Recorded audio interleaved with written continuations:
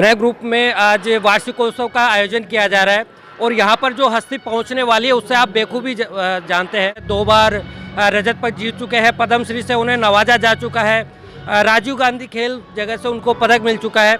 आप देख सकते हैं मेरे पीछे किस तरह से तैयारियां चल रही है।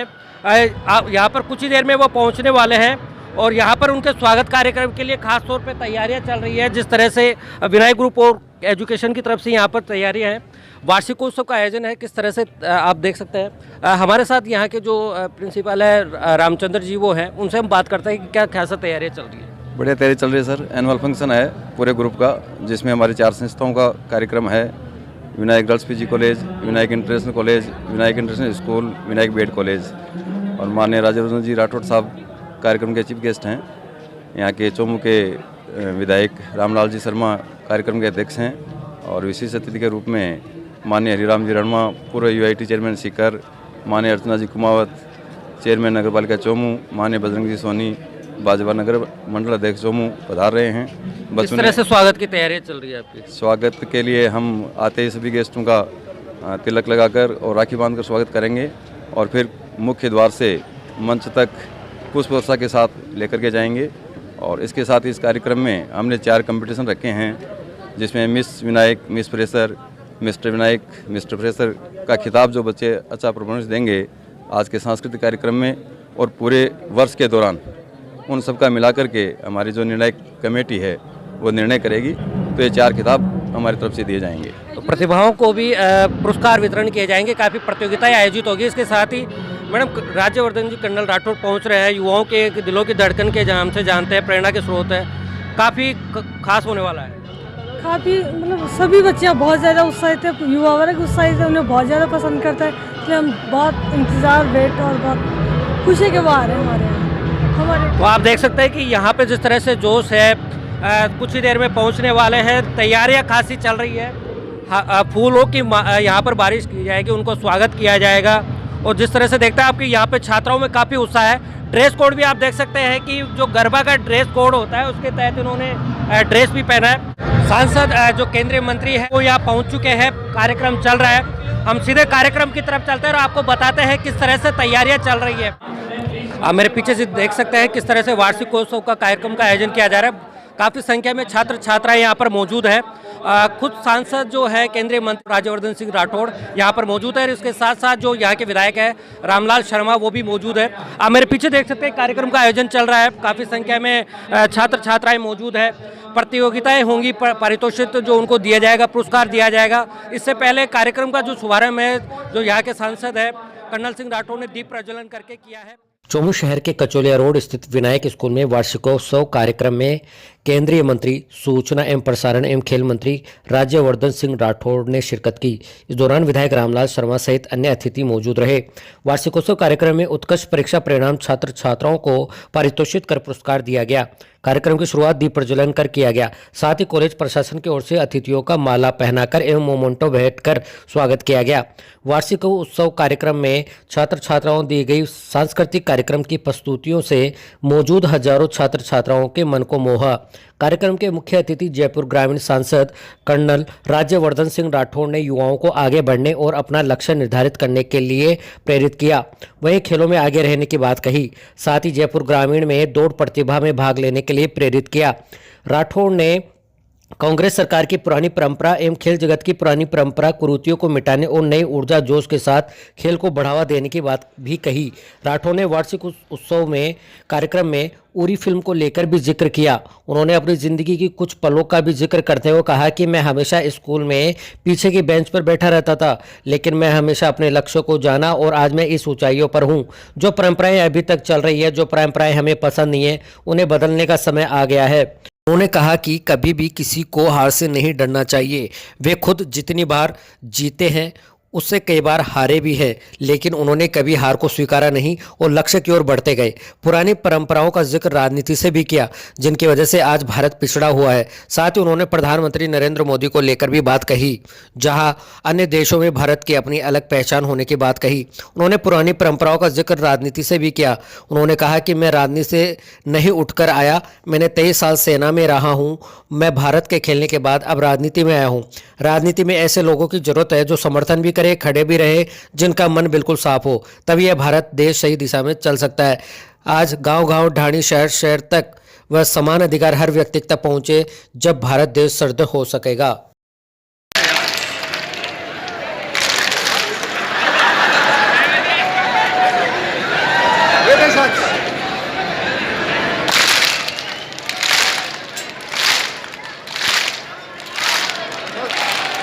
पीछे वाले क्या कर रहे हो?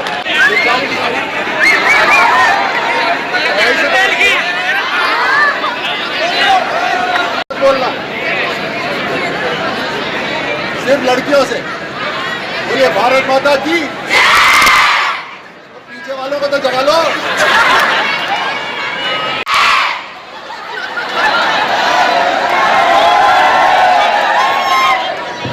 हेलो, इनको क्षमा देता हूं। एक बार शुरू करते हैं, बोलिए भारत माता की। गुड। अभी जब मैं नीचे गया था तो मुझे किसी लड़कों ने बोला कि एक बार हो जाए मुकाबला दौड़ का। हाँ, आप सब में इतनी ऊर्जा है, जो करना चाहोगे कर सकते हो, बस एक बार मन में ठानना है कि वो करना है। और मैं खास तौर से बोल रहा हूं ये कि आपके मन में अभी सपने होंगे, अपने लिए कुछ करना चाहते,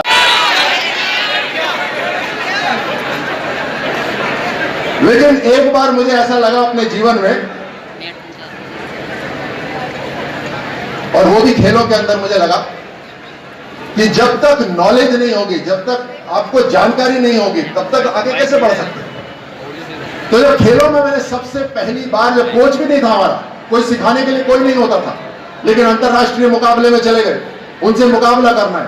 कोई अमेरिका से है, कोई इंग्लैंड से है, कोई जर्मनी से है, उनके कपड़े, उनके हालचाल देखकर ही हम हार जाते थे। पहले तो इतने बढ़िया बढ़िया कपड़े पहनकर आते थे, लगता था इनसे कहां जीत पाएंगे, पहले ही हार जाते थे।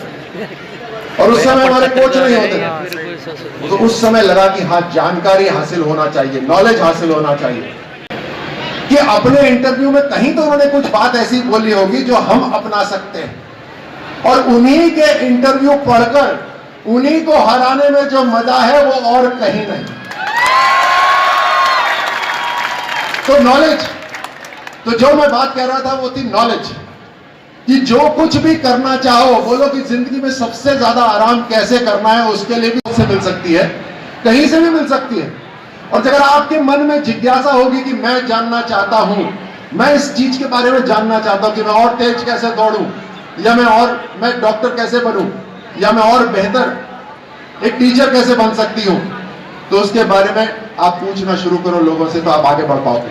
और मैं ये इसलिए कह रहा हूं क्योंकि ये युवा भारत की ताकत है कि जो चाहे वो बदल सकता है। सबसे युवा देश है आज हमारे पूरे विश्व के अंदर, और इसी कारण से आपने एक बार तय कर लिया कि जो इस देश में खराब परंपरा चल रही है उसको बदलना है, तो वो परंपरा बदल के रहोगे। अभी मुझे बताइए, सबसे पहली बार इस बार मतदान देने कौन कौन जाने वाला है? सबसे पहली बार अपने वोटर आईडी कार्ड बना लिए? पक्का? Okay, good. तो तैयार हो जाओ, फिर लड़कियां भी तैयार हो जाओ। आपका मुकाबला अलग होगा। जयपुर ग्रामीण के अंदर वैसे भी हम जयपुर महाखेल करवाते हैं हर साल। एक बार कबड्डी कराई, फिर वॉलीबॉल कराई, फिर खो खो कराई, और इस बार हम दौड़ का मुकाबला करवा देते हैं। आपके कहने पर दौड़ का मुकाबला 100 मीटर की दौड़, 100 मीटर की दौड़। देखते हैं कि पूरे जयपुर ग्रामीण के अंदर सबसे तेज भागने वाली लड़की कौन है और सबसे तेज भागने वाला लड़का कौन है। तैयार हो? और जो जीतेगा उसको एक मोटरसाइकिल और उसको एक स्कूटी। तैयार हो? 1500 मीटर दौड़ और 3 किलोमीटर की दौड़। 1500 मीटर के अंदर जो लड़की सबसे तेज दौड़ेगी, और 3000 मीटर पे, 3 किलोमीटर पे जो सबसे तेज लड़का दौड़ेगा, एक मोटरसाइकिल और एक स्कूटी। तैयार हो? तो फरवरी के महीने के अंदर ये मुकाबला हम कराएंगे आपकी पॉपुलर डिमांड के ऊपर। आप बिल्कुल उसके लिए तैयारी करें। सुन रहे हो? जो भी परंपरा पहले चल रही थी, और जब मैं पुरानी परंपराओं को बोल रहा हूं उसके अंदर मैं राजनीति को शामिल करता हूं। मैं राजनीति से मैं पैदा नहीं हुआ हूं, मैं 23 साल सेना में रहा और 23 साल सेना में रहने के बाद, भारत के लिए खेलने के बाद इस मंच पे मुझे अवसर मिला। ऐसे लोग हमारे को चाहिए राजनीति के अंदर जो समर्थन भी करें, आकर यहां भी खड़े भी हो, जिनका मन बिल्कुल साफ हो, इच्छा से मजबूत हो और इस देश के लिए कुछ करने को तैयार हो। तभी ये देश सही दिशा में चल सकता है, तभी ये देश मजबूत हो सकता है। जब हम देश को मजबूत करने की बात करते हैं, देश को मजबूत करने का क्या मतलब हुआ? सिर्फ सरहद के ऊपर एक मजबूत सेना खड़ा करना देश को मजबूत करना नहीं होता। देश को मजबूत करना होता है कि गांव गांव तक जो समान अधिकार है, वो समान अधिकार वहां तक पहुंचे, उसको देश को मजबूत करना होता है। जो हमारी सरकार के अधिकारी, हमारे सरकार के अधिकारी कोई पुलिस में है, कोई आरएएस है, कोई आईएएस है, अलग अलग सर्विस के अंदर है। अभी आप में से भी कुछ लोग बैठे होंगे जो आगे चलकर आरएएस के अधिकारी बनेंगे, पुलिस के अधिकारी बनेंगे। हो सकता है या नहीं हो सकता? अभी तो सारे के सारे और वो जितने भी अभी अधिकारी हैं, सर्विस में जाने से पहले तो भगवान की पूजा करते थे, भगवान किसी तरह मुझे पास करा दे, मैं सबका ध्यान रखूंगा। और एक बार अधिकारी बनने के बाद सबको भूल जाते हैं। ये नहीं संभव हो सकता। और अधिकारियों से काम कराने का जो जिम्मा होता है वो जनप्रतिनिधि का होता है, जिसको आप इलेक्ट करके इस मंच तक भेजते हो, जिसको आप इलेक्ट करके विधायक बनाते हो, सांसद बनाते हो, मंत्री बनाते हो, मुख्यमंत्री बनाते हो, प्रधानमंत्री बनाते हो। ये उनकी जिम्मेदारी है कि इस देश के प्रशासन को सही तरह चलाएं ताकि गांव गांव तक मजबूती पहुंचे। ये उनकी जिम्मेदारी। कारण मतदान नहीं है। ये मतदान ये नहीं है कि अगले 5 साल तक के लिए फिल्म कौन सी चलेगी। ये मतदान है कि अगले 15 साल यानी आपका जीवन किस दिशा में चलेगा, वो दिशा तय करने वाला ये मतदान होगा। क्योंकि एक बार सही मजबूत दिशा किसी ने पकड़ ली, देश ने पकड़ ली, उसके बाद कोई रोक नहीं सकता। जिस तरह से आपको आगे बढ़ने से कोई रोक नहीं सकता जब एक बार आपने निश्चय कर दी। खेलों में जब बॉल मिलती है या खेल के मैदान में, मैं अक्सर कहता हूं कि हमारे समाज में अलग अलग सीमाएं बनाई गई, अलग अलग सीमा बनाई गई। कोई धर्म के नाम से है, कोई जाति के नाम से है, कोई आर्थिक शक्ति के नाम से है, अलग अलग सीमा बनाई गई। जब खेल के मैदान की सीमा के अंदर हम घुसते हैं तो वहां पर समाज की हर सीमा खत्म हो जाती है। जब खेल के मैदान में हम घुसते हैं तो आप सीधे सीधे नाम बोलते हो कि यार तेरा नाम क्या है, और बॉल आती है तो सीधे उसी को पास कर देते हो। बॉल आने पर ये तो नहीं बोलते यार जाट कहां खड़े हैं, या राजपूत कहां खड़े हैं, बोलते हो क्या? नहीं बोलते ना। तो जाति का अंत हो जाता है जब हम खेल के मैदान के अंदर घुसते हैं। उसी तरह अगर अभी तक जातिवाद हमारे लिए काम कर रहा होता राजनीति में, तो हर गांव के अंदर सड़क बन चुकी होती, हर महिला के पास साधन पहुंच चुके होते, हर गरीब परिवार के पास साधन पहुंच चुके होते अगर जाति काम कर रही होती। ये जातियां काम नहीं करती। अपनी जगह है, जाति का महत्व अपनी जगह है, लेकिन राजनीति में जैसे खेल के मैदान में, वहां पर मेरिट काम करना चाहिए कि आपके लिए काम कौन कर रहा है, आगे कौन बढ़ा रहा है आपको। इस बात को आप जरूर याद रखिएगा। अब आपका ज्यादा समय न लेते हुए, शिक्षा एक बहुत जबरदस्त एक हथियार है। अपने दिमाग को तेज बनाइए, अपनी नॉलेज हासिल करिए, जानकारी हासिल करिए और उस जानकारी को फिर एक्शन में डालिए। क्योंकि सिर्फ नॉलेज से काम नहीं होता। नॉलेज तो किताब के अंदर है, लेकिन उस किताब से नॉलेज को बाहर निकाल कर जब आप अपने जीवन में डालते हैं तब आगे बढ़ पाते हैं। और एक और बात, कभी हारने से मत डरना, कभी असफलता से मत डरना। क्योंकि जिस दिन आप असफलता से डरोगे उस दिन आप कदम ही नहीं उठाओगे। मैं असफलता से कभी नहीं डरता। मैं जितनी बार जीता हूं उससे ज्यादा बार मैं हारा हूं और मैं हारने से नहीं डरता। मैं आगे बढ़ने को हमेशा तैयार रहता हूं। इसीलिए आप हमेशा आगे बढ़ते रहिए, अपने जीवन में अपने आप को मजबूत बनाइए, अपने आप को शिक्षित करिए और जो भी मन है आपका करने का उसको पूरे मन से करिए। मैं आपको बहुत बहुत शुभकामनाएं देता हूं। बोलिए भारत माता की वंदे। बहुत बहुत धन्यवाद। अजीत कुमार जाट। उनके अभिभावक मौजूद होंगे, प्लीज।